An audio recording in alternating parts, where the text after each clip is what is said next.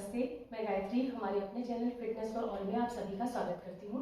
आज का विषय है भस्त्रिका प्राणायाम। भस्त्रिका प्राणायाम क्या है, कैसे करना चाहिए, इसका क्या क्या फायदे होते हैं और क्या हमें ध्यान रखना चाहिए इसे करते समय, ये हम समझेंगे। भस्त्रिका प्राणायाम करने के लिए आप मैट पे आइए। आप वज्रासन, सुखासन या पद्मासन जो आपको ठीक लगे उसमें आप बैठ सकते हैं। वज्रासन की पोजीशन बेस्ट मानी गई है क्योंकि इसमें आपकी स्पाइन सीधी रहती है। जब आप ये स्टार्ट करते हैं उस टाइम आपका स्टमक खाली होना चाहिए, तो बेस्ट टाइम मॉर्निंग का होता है। अगर आप उस टाइम करेंगे तो इसका पूरा फायदा ले पाएंगे। आप समझते हैं कि इसके क्या क्या बेनिफिट्स होते हैं। जब आप भस्त्रिका प्राणायाम करते हैं तो इससे पहले हम समझते हैं ये है क्या। भस्त्रिका प्राणायाम में हम रैपिड और फोर्सफुल इनहेल और एक्सहेल करते हैं ब्रीथ का। जब आप रैपिड और फोर्सफुल इनहेल और एक्सहेल करते हैं तो रक्त में ऑक्सीजन का संचार तेजी से होता है।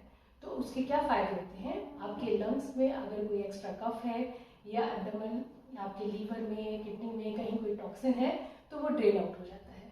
लंग्स से रिलेटेड अगर कोई इशू है या लीवर से रिलेटेड कोई इशू है, डाइजेस्टिव कोई प्रॉब्लम है, तो उसमें भी इम्प्रूवमेंट होता है। क्योंकि जब आप भस्त्रिका प्राणायाम करते हैं तो इससे गैस्ट्रिक फायर प्रोड्यूस होती है जो आपके डाइजेस्टिव सिस्टम को इम्प्रूव करती है। जितनी भी रेस्पिरेटरी रिलेटेड या डाइजेस्टिव रिलेटेड डिजीजेज होती हैं उस समय इसको करने का सजेशन दिया जाता है। इससे जब आप भस्त्रिका प्राणायाम करते हैं तो आपका मन और बुद्धि दोनों शांत होते हैं और आपका शरीर भी एक्टिव होता है। ये आपके लोअर और एब्डोमिनल एरियाज को टोन भी करता है और स्ट्रेंथन भी करता है। भस्त्रिका प्राणायाम करने के समय हमें क्या ध्यान रखना चाहिए कि अगर किसी को स्पाइन से रिलेटेड कोई इशू है या कोई किडनी का इशू है या लीवर से रिलेटेड कोई बड़ी समस्या है, श्वास से रिलेटेड कोई सीवियर समस्या है, तो उस समय इसे अवॉइड करना चाहिए। हाइपरटेंशन और हाइपर बीपी में भी ये भस्त्रिका प्राणायाम को अवॉइड किया जाता है। अदरवाइज इस भस्त्रिका प्राणायाम के कोई भी साइड इफेक्ट नहीं होते हैं, नॉर्मली कोई भी कर सकता है और इसका फायदा ले सकता है। भस्त्रिका प्राणायाम कैसे करते हैं अब हम ये सीखते हैं।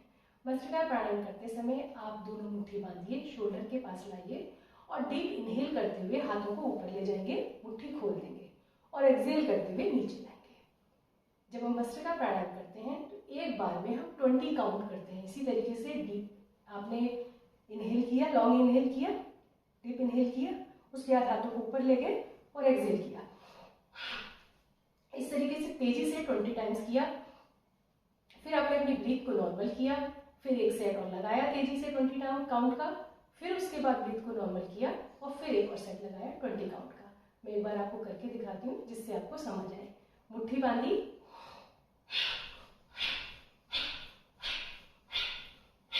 इस तरीके से जल्दी जल्दी हमने 20 काउंट तक करना है। उसके बाद ब्रेक लेना है, फिर एक सेट और लगाना है, फिर हम श्वास लेंगे 3, फिर एक और सेट लगाएंगे। इस तरीके से जब आप करते हैं तो एक बार में आपको 3 टाइम्स करना होता है।